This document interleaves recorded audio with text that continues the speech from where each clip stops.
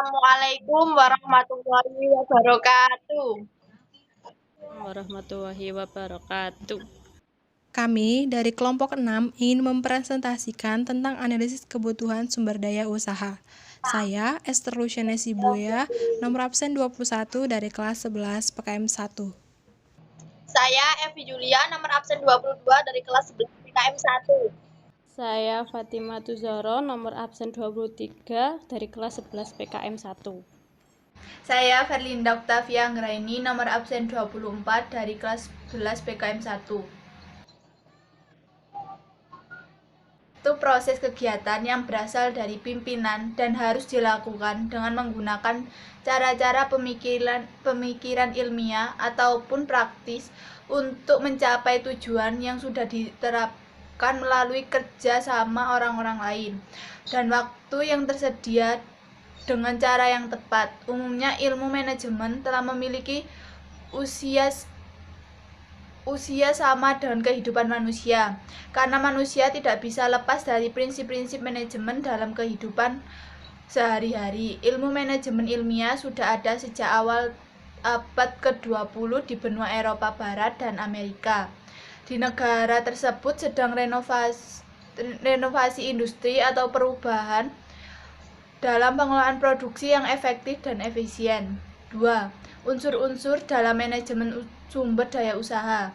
Manajemen adalah suatu bentuk koordinasi seluruh sumber daya melalui berbagai proses perencanaan, pengorganisasian, penetapan, tenaga kerja, pengarahan, dan suatu pengawasan untuk mencapai tujuan yang sudah ditetapkan terlebih dahulu.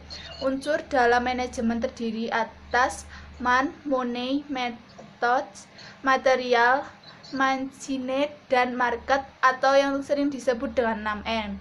Berikut penjelasannya. A. Man atau manusia. Manusia adalah orang yang melakukan dan menggerakkan berbagai aktivitas untuk mencapai tujuan dari organisasi atau perusahaan, termasuk dalam daya gunakan sumber daya lain. Manusia adalah penggerak utama dalam menjalankan berbagai fungsi manajemen. Sumber daya manusia adalah seluruh potensi yang dimiliki oleh manusia. Potensi yang dimiliki setiap manusia berbeda-beda dengan yang lainnya. Dibutuhkan suatu pengelolaan dengan tujuan agar diperoleh tenaga kerja yang baik dan sesuai dengan pekerjaan atau bidangnya sehingga mampu mencapai tujuan organisasi dengan efektif dan efisien. Berikut adalah unsur-unsur dari manusia. Jumlah harus sesuai dengan kebutuhan dan informasi.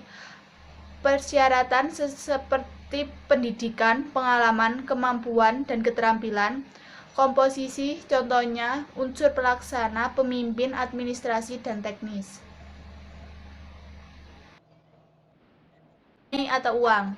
Uang adalah salah satu unsur penting dalam mencapai tujuan selain manusia yang menjadi unsur penting dan faktor-faktor lainnya. Money adalah faktor penting karena dijadikan sebagai alat tukar dan alat pengukur nilai suatu usaha. Suatu perusahaan besar dapat diukur dan dari perputaran uang ada dalam perusahaan tersebut. Akan tetapi yang menggunakan uang tidak hanya perusahaan saja, tetapi juga instansi pemerintah dan yayasan.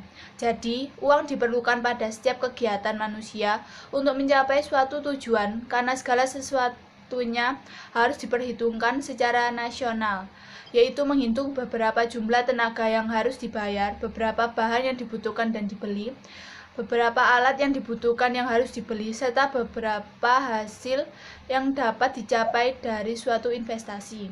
C. Machines atau mesin. Mesin memiliki peran sebagai alat pembantu kerja. Mesin mampu meringankan dan mempermudah dalam melaksanakan pekerjaan. Akan tetapi harus diingat jika penggunaan mesin sangat tergantung pada manusia. Bukan ada jika ada yang menemukannya, sedangkan yang menemukan adalah manusia. Mesin dibuat untuk membantu dan mempermudah manusia dalam mencapai tujuan hidupnya. D. Metos atau metode. Cara penggerakan dan pengawasan adalah suatu unsur yang ada dalam pengelolaan sumber daya. Dengan cara kerja yang baik-baik akan mampu memperlancar dan mudah dalam pelaksanaan suatu pekerjaan, walaupun metode kerja yang dirumuskan atau ditetapkan itu baik. Jika yang diberikan atau diserahi tugas dalam pelaksanaannya kurang mengerti atau tidak berpengalaman, maka hasilnya yang didapatkan akan kurang baik. Hasil dari penerapan atau penggunaan metode pada dasarnya tergantung pada orangnya. Material atau bahan. Manusia tanpa material atau bahan tidak akan mampu mencapai tujuan yang dikehendakinya. Jadi, dengan unsur material dalam manajemen tidak dapat diabaikan.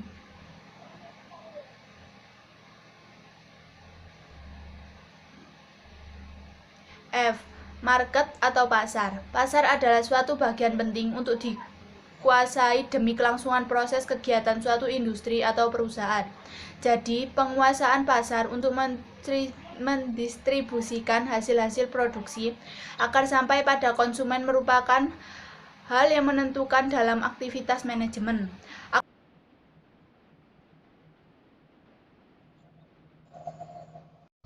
B. Penerapan atau implementasi.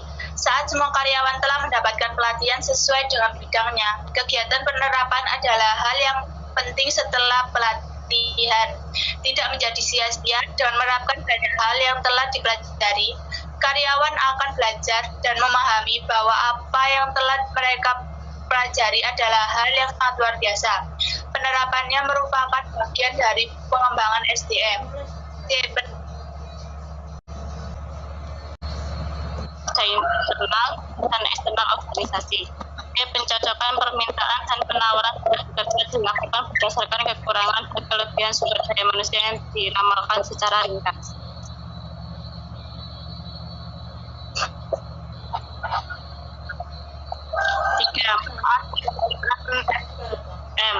Sebagai dasar pengadaan karyawan yang ekonomis. 3. Manfaat perencanaan SDM. 1.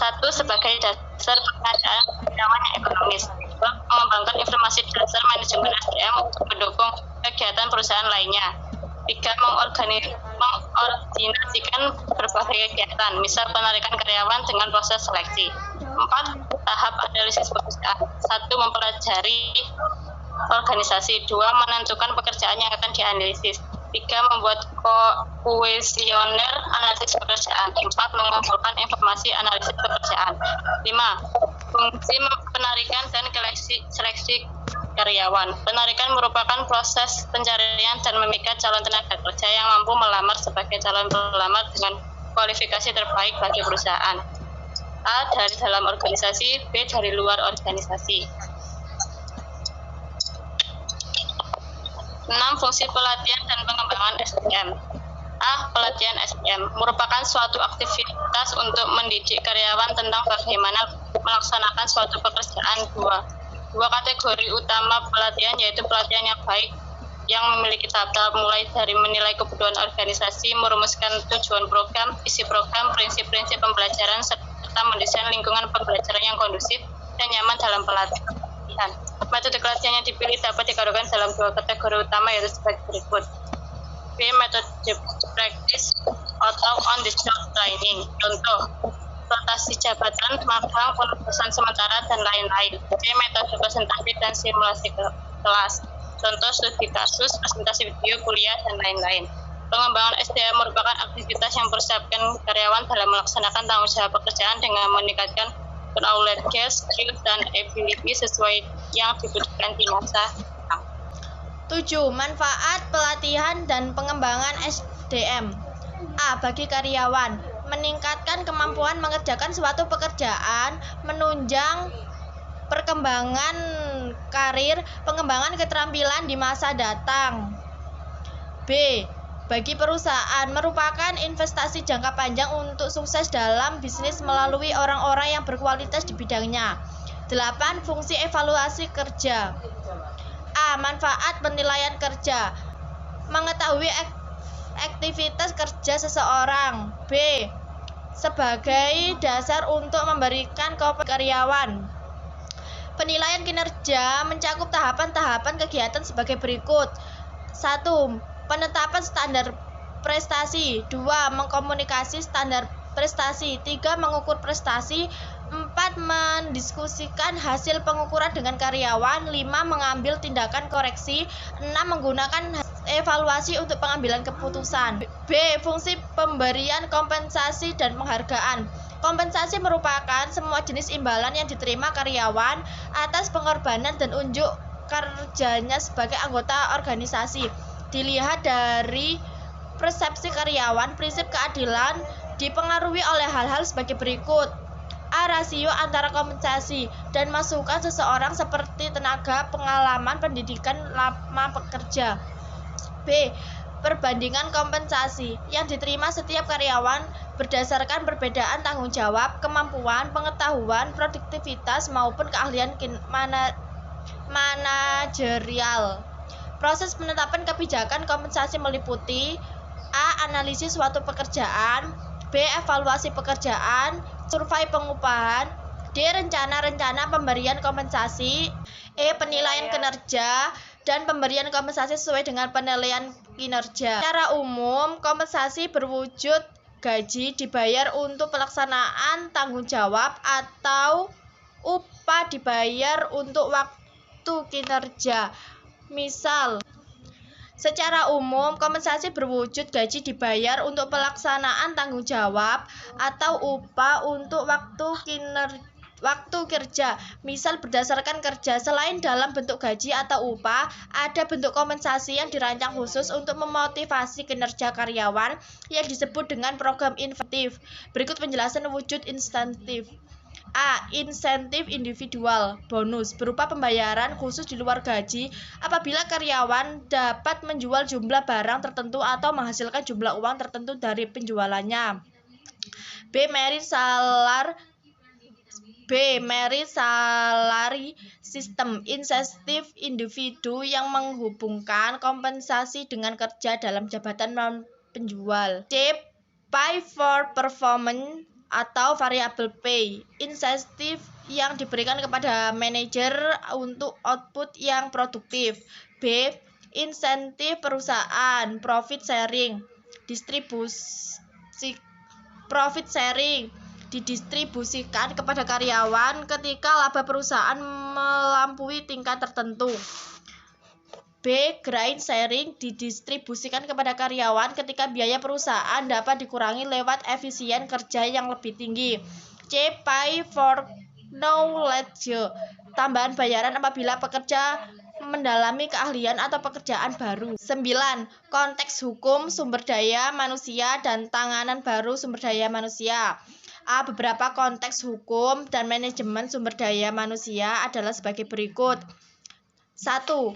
Kesetaraan kesempatan kerja bermakna bahwa penempatan tenaga kerja tidak boleh dilakukan dengan diskriminasi. 2. Keamanan dan kesehatan karyawan diatur dalam Undang-Undang Nomor 3 1992, yaitu dengan dijalankan kebijakan jaminan sosial tenaga kerja atau Jamsostek. 3. Diskriminasi khusus, misal bagi seorang karyawan mengidap penyakit atau cacat tertentu, jenis pekerjaan yang tidak memerlukan persyaratan khusus untuk menjalankan, maka bentuk diskriminasi semacam ini tidak diperbolehkan. 4. Employment at will, yaitu prinsip yang menyatakan bahwa perusahaan maupun karyawan memang hak yang sama untuk mengakhiri hubungan pekerjaan. Berikut tantangan baru di lingkungan kerja, yaitu 1. Keanekaragaman angkatan kerja, artinya organisasi tidak hanya mengelola sumber daya manusia yang beranggotakan orang-orang dari wilayah atau negara lokal organisasi, tetapi mengelola sumber daya manusia dengan berbagai latar belakang negara atau budaya. 2. Pengelolaan knowledge worker, yaitu karyawan yang berharga karena pengetahuan yang dimilikinya. 3. Contingent worker, yaitu karyawan yang dipekerjakan tidak secara purna waktu untuk menambah tenaga kerja permanen suatu organisasi. 10. Sertifikat buruh atau collective bargaining. Proses tawar-menawar ini disebut dengan collective bargaining, yaitu proses pekerjaan atau karyawan manajemen perusahaan menegosiasi kondisi kerja yang dihadapi. Jika setelah serangkaian proses collective bargaining ternyata pihak manajemen dan pekerja gagal menyepakati kontrak baru atau kontrak untuk mengganti kesepakatan lama yang kadaluarsa, masing-masing pihak dapat menggunakan beberapa taktik tertentu sampai kebutuhan yang ada dapat dipecahkan. Taktik yang dapat dipakai oleh serikat pekerja adalah sebagai berikut. A. Pemogokan. Pemogokan merupakan aksi pekerja sementara keluar dari tempat bekerja dan menolak untuk bekerja. Bentuk pemogokan ini dapat berupa hal-hal berikut, yaitu pemogokan ekonomi, pemogokan simpati, dan pemogokan liar. Piket adalah aksi pekerja yang berbasis di depan pintu masuk pabrik sampai mempubliskan alasan pemogokan. C. Boykot. Aksi pekerjaan yang menolak membeli produk yang dihasilkan perusahaan. D. Slowdown. Aksi pekerja yang tetap menjalankan pekerjaannya tetapi dengan kecepatan lebih lambat dari normalnya. Adapun taktik yang dapat digunakan oleh pihak manajemen adalah yaitu lockout, adalah para pekerja ditolak masuk ke lokasi kerja. Sticker breaks digunakannya pekerjaan lain secara permanen atau temporer untuk menggantikan pekerjaan yang mogok. Selain cara tersebut, manajemen dapat menempatkan cara lain yang sifatnya tidak konfrontatif, yaitu dengan mengundang pihak ketiga untuk membantu menyelesaikan permasalahan. Cara yang dipakai dengan bantuan pihak ketiga yaitu mediasi adalah metode menyelesaikan perselisihan tenaga kerja dengan keputusan pihak ketiga yang netral atau mediator, bersifat tidak mengikat. Arbitrasi atau metode penyelesaian perselisihan tenaga kerja dengan keputusan pihak ketiga yang netral atau arbitrator, bersifat mengikat dan wajib dipatuhi manajemen maupun pekerja. 11. Tahap manajemen SDM dalam bisnis retail. A. Rekrutmen. Gerbang awal yang sangat menentukan. B. Orientasi. Setiap organisasi pasti memiliki susunan budaya prinsip kerja yang berbeda-beda. Hal yang boleh dan tidak boleh dilakukan pekerja, serta alur pekerja yang terinci. C. Pelatihan. Untuk meningkatkan keterampilan dan pengetahuan dari karyawan, hal ini mampu meningkatkan kinerja karyawan. Terdapat dua jenis pelatihan, yaitu pelatihan keterampilan teknis dan pelatihan antar pribadi. D. Penempatan atau suatu tahap karyawan yang sudah dinilai layak diterima akan ditempatkan di tempat kerja sesuai divisi yang dibutuhkan. E. Pemberdayaan. Tahap mendelegasikan pekerjaan pada bawahan dengan cara pengawasan. F. Mempunyai arti yaitu setiap hari harus menjadi pribadi yang lebih baik dari hari kemarin. 12. Dan bisnis retail. Inventory management atau manajemen persediaan adalah suatu yang penting dan harus diperhatikan khususnya dalam usaha bisnis retail. Seberapa profesional sebuah usaha retail dapat dilihat dari sistem pengelolaan stok atau persediaan barang dagang. Dengan kurangnya peraturan dan persediaan dapat menjadikan penyebab dari menurunnya keuntungan dan hilangnya pelanggan serta menurunnya citra dari suatu usaha. Persediaan barang mencakup seluruh stok yang ada baik rak, toko ataupun gudang. Jadi persediaan barang adalah total jumlah barang baik yang dipajang maupun disimpan. Mengendalikan produk bukanlah hal yang mudah.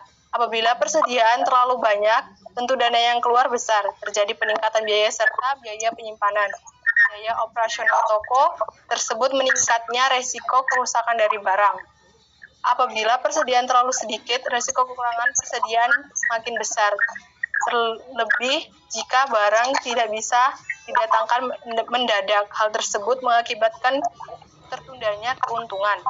Usaha retail adalah salah satu usaha yang mempunyai prospek yang baik. Jadi, dapat dikatakan persediaan barang adalah hal terpenting dalam bisnis retail. Beberapa alasan pentingnya pengendalian persediaan yaitu menjamin lancarnya arus barang dan mempertahankan stabilitas usaha. B. Memberikan berbagai bentuk pelayanan yang baik pada pelanggan dengan menjamin tetap tersedianya barang-barang yang dibutuhkan pelanggan. C. Menekankan pengadaan barang yang kemungkinan adanya ketidaksesuaian dengan kebutuhan pasar. D. Meminimalkan adanya risiko keterlambatan akan datangnya barang yang dibutuhkan perusahaan. 13. Manajemen pemasaran bisnis retail. Menurut pendapat Zetham dan Bitter, Kualitas pelayanan mencerminkan suatu evaluasi persepsi konsumen mengenai elemen-elemen jasa atau kualitas lingkungan, interaksi, hasil.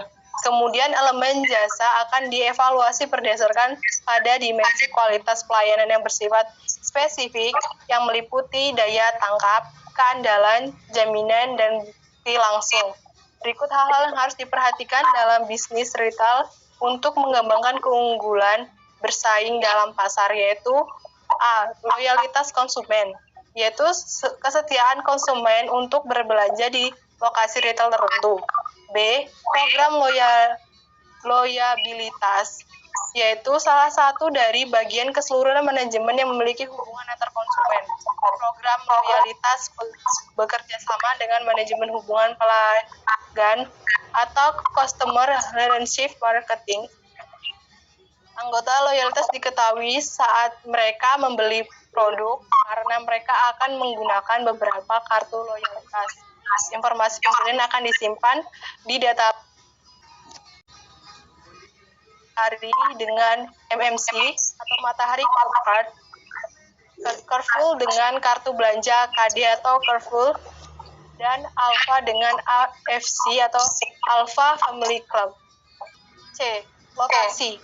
Lokasi merupakan salah satu faktor penting utama dalam pemilihan konsumen. Hal ini juga menjadi keunggulan bersaing yang cukup sulit, bahkan tidak mudah ditiru. Misalnya, Carrefour merupakan salah satu penentuan lokasi strategis dalam penjualannya. Selain itu juga ada Starbucks. Mereka selalu menciptakan keberadaan yang cukup sulit untuk bersaing.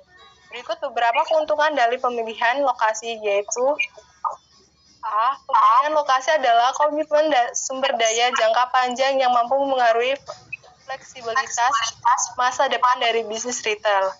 B. Lokasi akan memberikan pengaruh dalam pertumbuhan masa depan bisnis retail. Jadi, pemilihan lokasi mampu menumbuhkan segi ekonomi sehingga mampu mempertahankan kelangsungan toko dari awal pendirian hingga ke depannya. Pemilihan dan penentuan lokasi dapat memulai dengan memilih komunitas. Keputusan tersebut memiliki ketergantungan pada potensi stabilitas dan pertumbuhan ekonomi atau persaingan dan iklim politik, yaitu kondisi geografis juga sangat menentukan dalam pemilihan lokasi. Demikian presentasi dari kelompok kami. Kami mohon maaf apabila ada kesalahan materi. Kami mohon maaf sebesar-besarnya. Selamat pagi. Wassalamualaikum warahmatullahi wabarakatuh. Waalaikumsalam warahmatullahi wabarakatuh.